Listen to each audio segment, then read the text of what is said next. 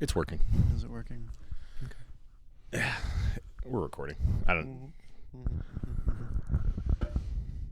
So, I mean, we can't talk about large organizations. I'm not smart enough for this talk. Because I can see, okay, so like, I'm sure we can wrap this around to something, right? I think the most frustrating thing in our line of work is seeing an issue. Mm-hmm. Usually it's with a large organization, large department. Yeah. And I see a problem, but I don't know how to arrive at the solution. So I end up feeling like that South Park episode with the underpants gnomes. Steal underwear, something in the middle, profit. Like, like I don't really know. Like a big one is like how do you cause change, right? This is the way we've always done things, right? And I always found it interesting that you sat or you always say like we carry stuff on our waist because that's how like people carried swords. I think the American version of that is like that was easiest as a cowboy.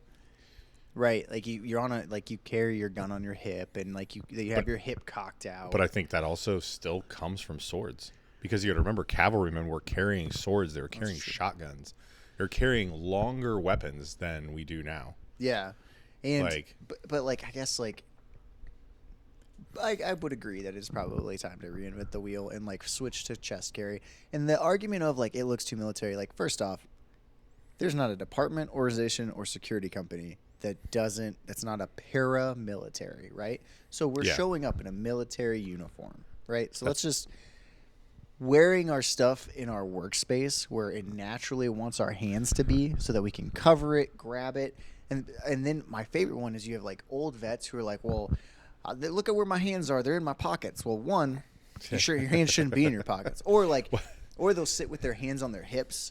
And it's a comfort thing. Like they'll grab the handle of their taser or their gun, whatever it is. Or like it's a comfort thing. You know what you do when you wear it on your chest? Your hand comes up and you hang on it. And it's a comfort thing. Well, you cover it. Yeah. Because inherently. So when you swing at me, I can be like, oh. So kind of describe like, I mean, I can see what you're doing with your hands and stuff. Mm-hmm. But describe what you mean by workspace. So workspace, like, so. Because let's talk about it. Let's talk about it from everybody's like going to be now. watching. No, he's going to exactly know what that means. Inside baseball. Copy that. Yeah. Yes.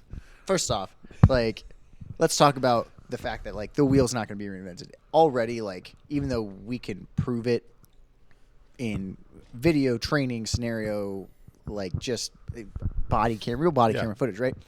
Anything that you carry on your belt should be in the front side, and your back side should be completely clear in case you fall.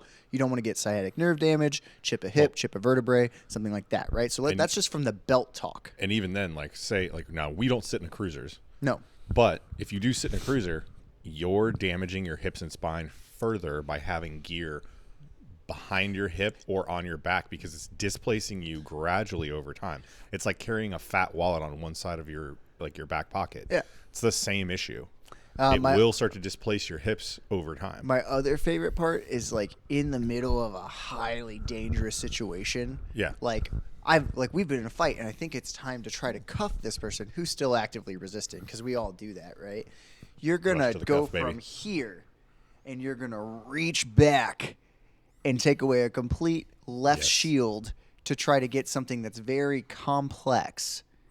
Yeah, and come forward with it, like. Yeah, you're going to start this super complex mechanic by removing defensive barriers between you and a subject. So you're taking away that idea of like, we're chest to chest focused, or I'm chest to back because now I've turned the subject away and I'm controlling them. Back to the other part. Like, this is the way we've always done it. The same people who say that like are also very quick to like be very dismissive of something. I just want to say something like when it comes to taxes and stuff, like nothing is sacred, and that's just the truth, right? It's time to just kind of move forward, right? When you spend all this time training somebody or hiring somebody, just the act of hiring somebody, like let's be generous. It's probably about $5,000. That seems a little low to me, but whatever, right? Grand scheme of things. Uniforms, gear. You may be thinking specifically to our agency.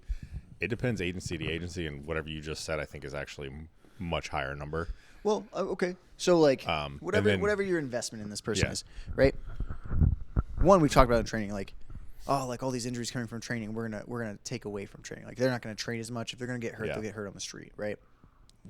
So now this investment you made doesn't have the training they need and gets seriously injured. Now you're gonna pay for their disability and they can't come to work, which oftentimes, if they are good at their job, work is a safe place for them. Like they don't. I'm not saying it's good to hide at work, but like you can enjoy your job. Like I enjoy my job. I love going to work. It's such a reprieve from like the world. Like I go into work, feel like I'm doing something, and I enjoy my job. Right. Even though we do see the same clientele, I do feel more satisfied in the hospital security side than I ever did in law enforcement. I don't know why. Because we see the same people week in and week out. It's a different aspect of the mission, though. Yeah, keep them safe. Get them to a place that they're not hurting people, they're not hurting themselves. Like you're not, and I mean, don't get me wrong, we still get perceived as a bad guy, but you're not the one who is on the street taking a piece of their rights away because they've committed a crime. It's even sometimes worse because of the med holds and stuff. But like, I would agree. I tell every new kid, every young kid who wants to go play cops and robbers, like being a police officer is the worst, right? You're either never there on time, or nobody wants you there. Yeah, because you're gonna take boyfriend, girlfriend, mom, dad. You're ruining someone's life. Very rarely are you there and like you're helpful. I think like even wrangling a dog, like I've seen those go bad where like the dog is not nice, and then the cop who they're get my dog, and like you try to wrangle, you end up having to shoot it, right? Like that's not great. Yeah, then they become an aggressive dog, and you're like, it's a your dog's dead now, right? So like I don't know. I guess I don't know. I can't explain why I enjoy the hospital security side so much more. I do. I can say that it's from I get to put my skills to use. I get to go physically hands-on and apply these theories that I've had for years more consistently. Yeah, you're no longer a researcher. I went way off topic. Back to the belts and the chest carry, right? So in any kind of situation, whether you watch World Star stuff, you watch like trained people, like we cover, like most people snake charm, right? They fade out, but like their hands start to come to their face, right? Yeah. And most untrained people, and even some trained people, like they go for these karate style blocks, right? Yes. You want to like weld your helmet so you don't knock yourself out, but already if I have anything on my chest, like it's covered. Yeah. And then like that's not even talking about the aspect of like transitioning to a ground thing, where like what if you end up on bottom and they sit across your belt? At the very least, I could grab like a magazine, spray, a pen or handcuff key. I have an impact weapon of some kind, improvised weapon that I can, from the bottom, keep some kind of shield, grab it, and like start to cause some kind of damage to help me roll them off of me, right? Yeah. And like, it's so strange. And this is what we were just talking about, like where you were like, I'm the smart, like you were like, I'm not as smart as Daredevil. Well, like you're the smartest one out of our group, but like to say something and visualize in my head and know that we have video evidence of it, and know that it doesn't matter who I put that in front of, they're not going to see how common sense it is. The administration, and I'm not saying that like my administration is bad. We have a really good forward-thinking administration. I'm saying like that whole like, this is how we've always done it. I think because I'm like in this hybrid zone, I think. In between middle management? Yeah, I mean, like I'm a frontline supervisor in what we do. Like I'm a true manager, but at the same time, like in title, you're God. If I act like that, you can shoot me from chest carry. But I think what a lot of people see is in that role or above me in any agency is they see a process they have to think about that's in their minds. Immediately it becomes, well, that's not necessary. It's another problem. It creates another wrinkle. There's a whole complaint cycle of a couple of years that we have to deal with. And so I don't know if that's worth it. You mean for how it looks? No, not even how it looks. Just they have to deal with the internal complaints. Oh, from the officers having to switch over. Yeah, I don't like this. This isn't safe. I don't feel safe in this, because you're going to get one person that they're going to listen to that's going to be the biggest bitch. They're going to write some novella, and they're a moderately good writer. They're a moderately good speaker, and they're going to be like, I don't know if I just feel safe with this. Is it weird that I can hear the person's voice that you're talking about right now in my head? No, I'm not even. I'm saying I'm just as saying as a leader, I've had that person working for me, and I'm like having to coach them out of fear, like having to be like, hey man, you're coming to me from a total place of fear and understanding that nothing is 100% foolproof. Like they're behaving like the people we protect.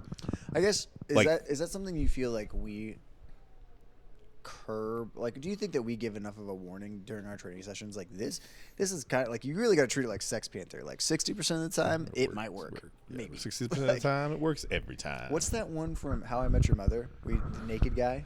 Like you just, like 2 out of 3. 1 out of 3. 1 out of 3 times it Yeah, works. 1 out of 3.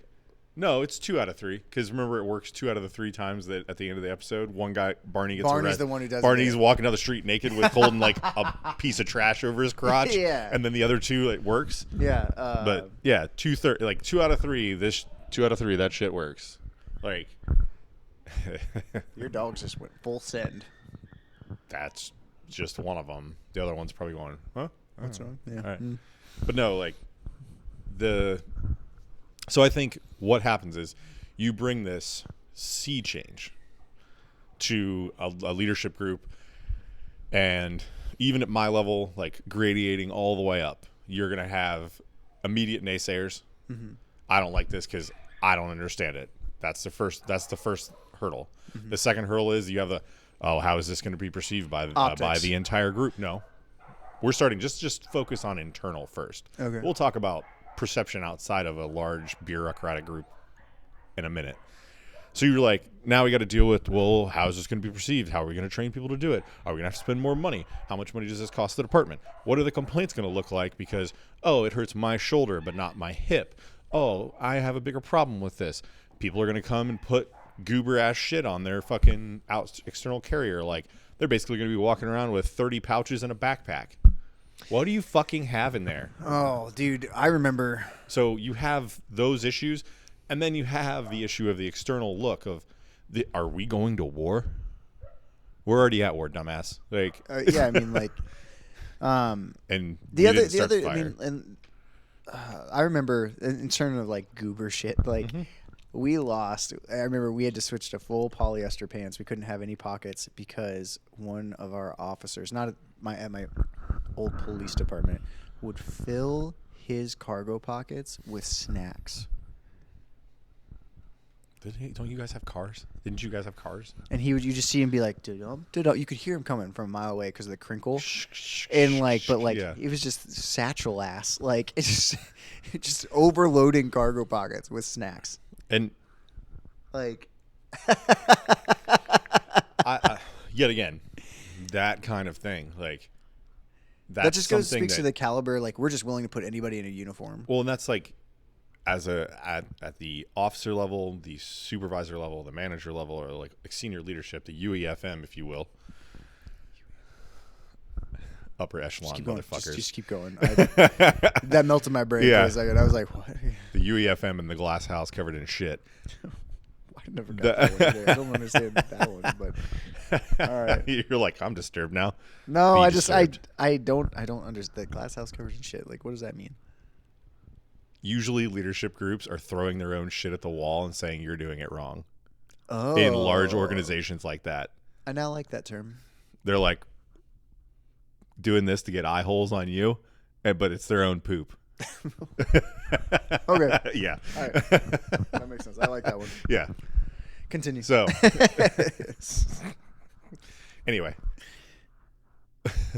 But yeah, like you have like that just I completely lost my train of thought explaining that joke. Killed it. Killed the joke. Oh, no.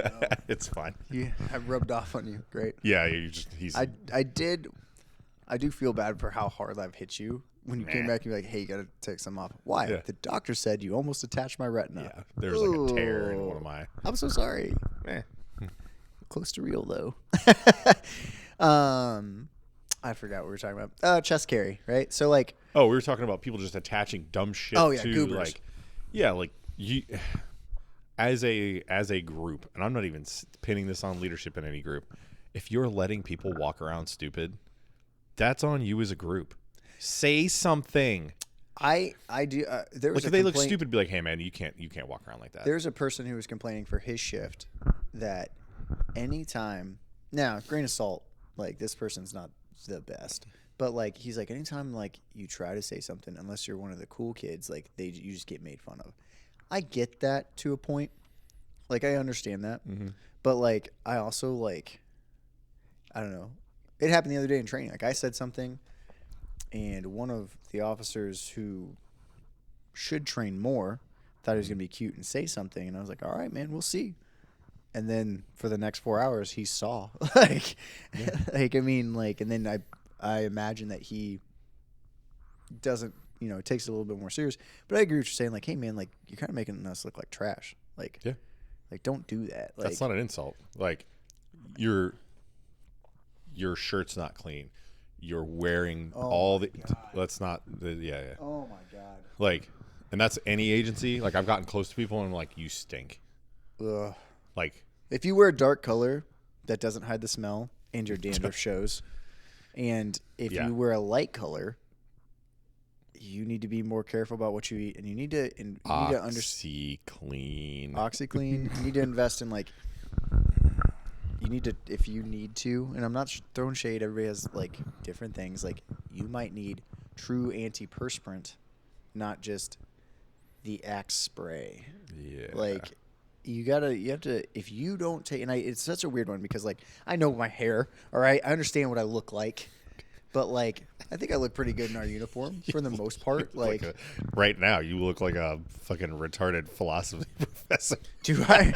The douchebaggery is real, right? I had to dress up like a real adult. You just need fucking elbow pads. Oh, maybe. All right. You better fucking show up with elbow pads. Elbow pads. I will get like bubble pipes. Oh, we should. Yes, well, welcome to the steak knife show. We should do our fancy day. This is because I have to go be an adult later. But like, I'm down. I'll do a sweater vest. Yeah, I'll do a sweater vest. Yeah. All right. Yeah. All right. No, this is fine. I'm just saying, like, we need like the. I think I have a sweater that has tweed. I think I have a sweater that has elbow pads. I'll go find like a thrift store tweed, and we'll sit here and be like, the professors of stupid violence. I'll smoke a real pipe with you. We can sit outside and shoot this. I don't care. It'll smoke good down here. But you know, like there is such thing as taking pride in your uniform. Make sure your beard's trimmed. Like I understand like my hair is very messy, but like it's usually coiffed some way that like is appropriate. But like there's just, and it's such a weird one too because like I don't think I was ever proud to be a police officer. I didn't tell people I was one. Like I was always like I work in public relations. Like you're also a cop. Like really weird transitionary. Like at the end of like when you worked in policing, like the COVID, the Black Lives Matter stuff. Like it was all weird. No matter what side of that on, you're like, oh, you're a cop. You're like, oh, you're scum. Yeah. Like it doesn't matter, dude. Like, that was a wild one, dude. Somebody I trained with, one of our black belts we trained with, his brother, who's a black belt that we trained with. Yeah. You have this really, like, we need reform. We need all this stuff. Why aren't you doing it? And his brother is like a big wig in one of the bigger departments. Yeah. Also a black belt in jiu-jitsu. And I would want to go to one of their family dinners and just be like, what are you guys going to talk about? Yeah.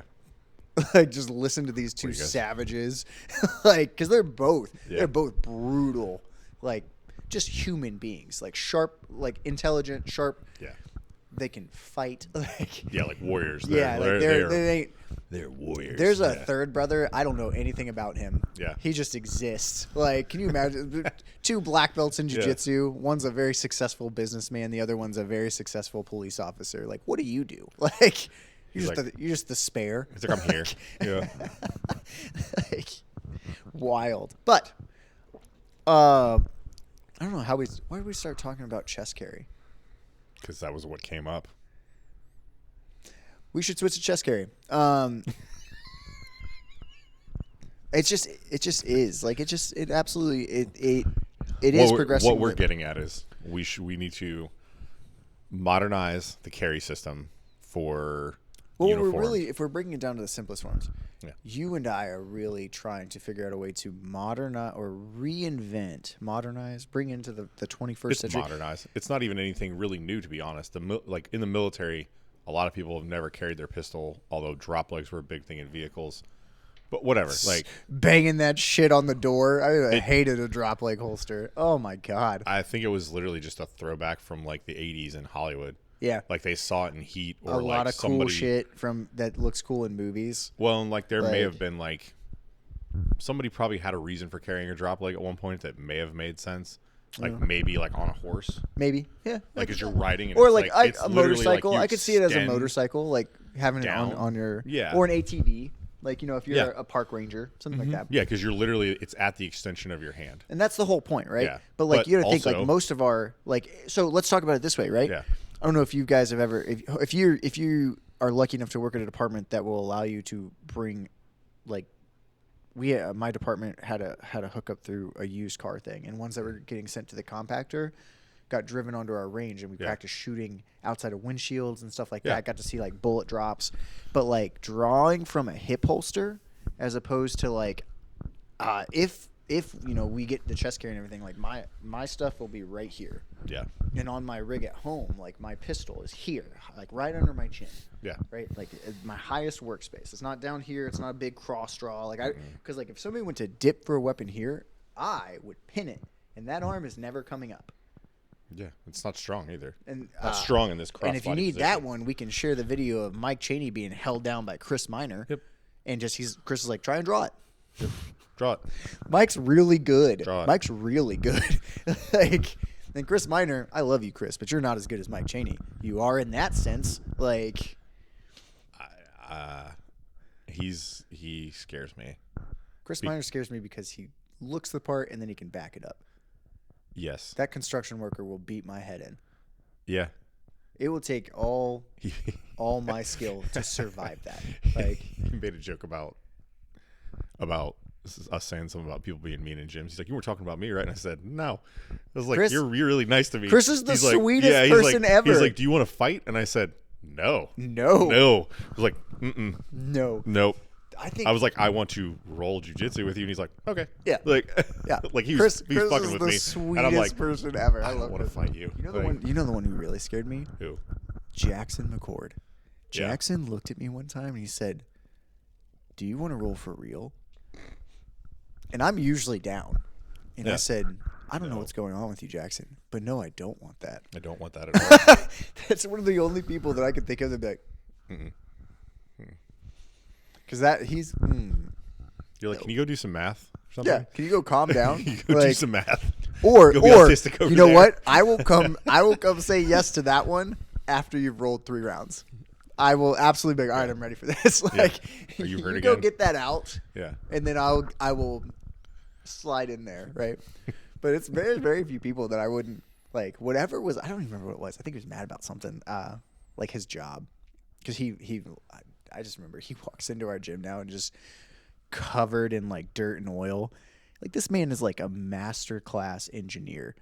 Like he makes like he's and I'm just like, what are you doing? He's like, oh, I was in the ducks today, and I said, what? He's like, I'm gonna change, and I was like, you're not gonna shower? Like he said, nah, man. Okay, all right. Cool. But like the one that I can see it being a hard thing is like seeing people stand around and all that gear's up and present. Yep. But like now you're talking about risk versus reward, right? And so when we show up to an unruly subject, I want the mere presence to overwhelm them. Yeah. My words carry more weight when this stuff is in your face. Yeah. Right? Not that I would ever use it. I honestly don't ever want to draw anything off of my stuff. I just don't want to walk like I have a stick up my ass 10 years from now because I wore all this shit on my hips and I fell weird. Like, I don't want that. And will on top of break it, your if I hips down. do ever need it, I want to be able to grab it from every position. Yeah. Right? Like every unfathomable position, like the one that I always like worry about, especially now working in a hospital, like what if like you get rocked, like yours, you get rocked, you're down on a knee, they have you pinned up against a place and you go to dip and they just put their hip on it. and you can't come out. Yeah. Like you can't come out with it, right? Well, and it changes like one of the scariest things to think about, and like we've never taught this together. We used to talk about it when I truly knew like next to nothing. I just had seen some violence and been a part of it. Is going face down. Like if you go face down with waist carry, because you're I've never even. Huh? I don't think I would ever. I think the only time I would go face down is to build my base and get to my turtle. What I'm saying is like, say you get forced there, and so you go to rebuild. If you're trying to rebuild with waist carry, what do they have full access to? Everything. Right, even scarier than mount. Yeah. Because now they're attached to your back and they're playing at your waist.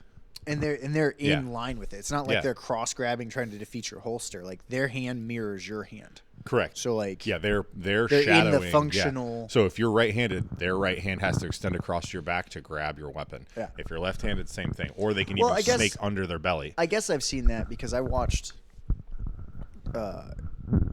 Devin Quitter used to run the defensive tactics at my old department with me, and she pulled off like we were training. She was the bad guy. She pulled an officer's handcuffs out of his case Yeah. and started to apply them. Yeah. And I was just like, oh.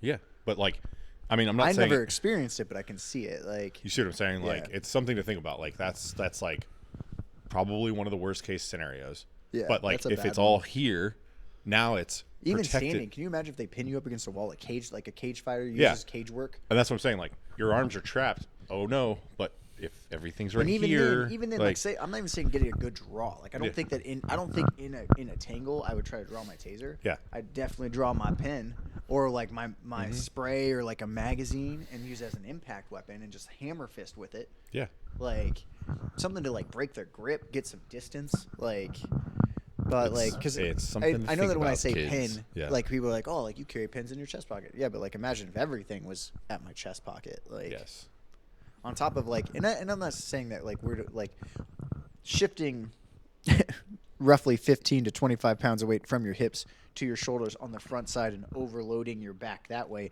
is not a great thing. But y'all want Batman, but you want it to be, I want Batman, but I don't want it to look too scary. Like that's the thing that's a problem. Like we have to carry this stuff, and I would rather, I think it would be easier to keep my back safe than it would be to keep my hips safe. well, that's yet again. I think that's why. I think it's truly a tradition. I think it's been ingrained in people's minds that waistline carry is successful because you carried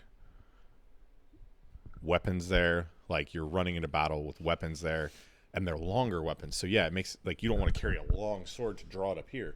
But we're not talking about that. We're talking about weapons that you're coming out front of you like this, not to swing them, unless it's like a baton or something. And even then, the batons shrink down to this big. Yeah, I would Like you can carry a baton now and like come across Yeah. like this. Whoop, like Yeah, I would so.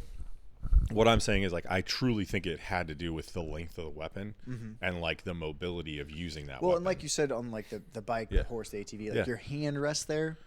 But at the same time, even thinking about that now, like that seems kind of silly because the controls for a horse are the reins and your Right, feet. and so again, so like, like you could I- keep one hand on the reins. I would come up instead literally, of being like, like, yeah, like, I could like coming away from your center line. Yeah, like I mean, I when we were allowed to switch to external carry, but we could only carry like certain things. Yeah.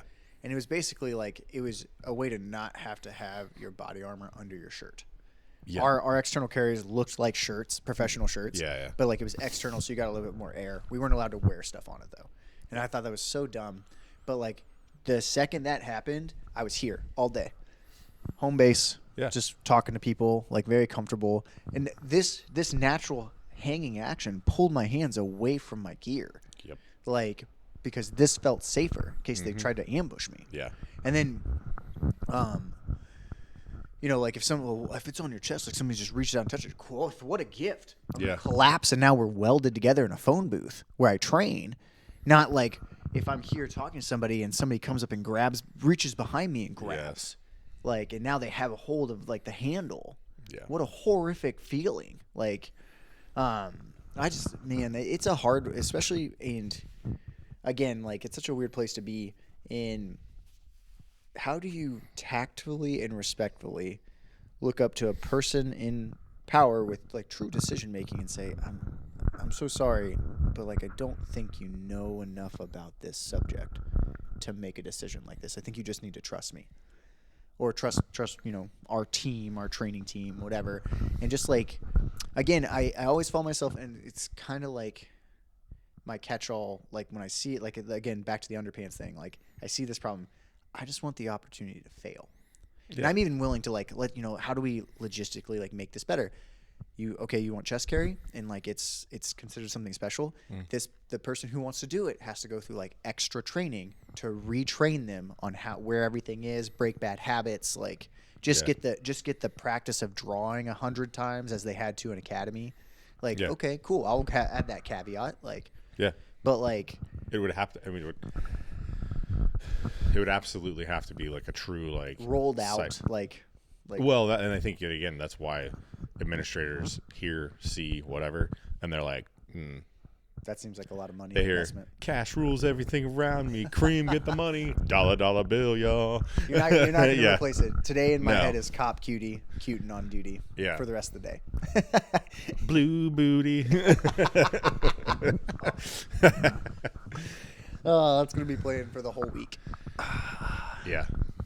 But no, we will. I think we've talked about it like 3 times, but we need to do like a chest carry video, like a true like something like open source, just like our group tactics thing. Like we're gonna put it out there. We want people to watch it, mess with it, ask us questions, show us what you're doing. Yeah, I want to know. Like, and I want to know what you think is bad. I don't know that I'll ever. I don't know that I'll ever, because I see a couple people on Instagram and cops on Instagram who like they move almost everything, but they leave their gun. Yep. And I just, man, like that may be something their department is telling them they can't do. Right, but like that's a huge thing. Like people, I would almost leave everything else on my belt. And move my weapon up. Yeah. Like. Yeah, grab my extra mag. Go for it. Cool. There's still mag in the gun. Yeah, I'm ready to go. Like, I'm gonna kill you. Yeah, all my weapons I want here in this workspace where, like, even I could throw a jab and be drawing, right? Mm-hmm. Like, and still have a shield. Like, it's just such a strange. It's such a strange thing to like. How do you get taken seriously on something that most people, 1, know very little about, and 2, are uncomfortable with? We'll put it out there and just let everybody fuck it up. Yeah. Yeah. I mean that's kind of what we're doing anyway. Like, why not? Like, we know people. We can ask them too. Be like, what do you think about it? And be like, right, come into the lab over here and prove it. Yeah. Prove it with us in like a true like sterile environment. Like, let's play with it. Yeah. Like, I think I still have some of my old blue guns. I think I even have an old level 4 holster, level 3 holster. I have something. Level whatever. All right. Have we talked this thing to death? Yeah. But your confidence that we're always going to be able to pull something out of our ass is wild to me. You know what's great is you don't sound half as retarded as you did when we started. I don't? No. Oh, that's good. It's because I'm dressed as a professor today. Yes. A professor. Professor Fussy. Stay whimsical. Stay combative. Ask us questions. We don't mind. Yep. Bye.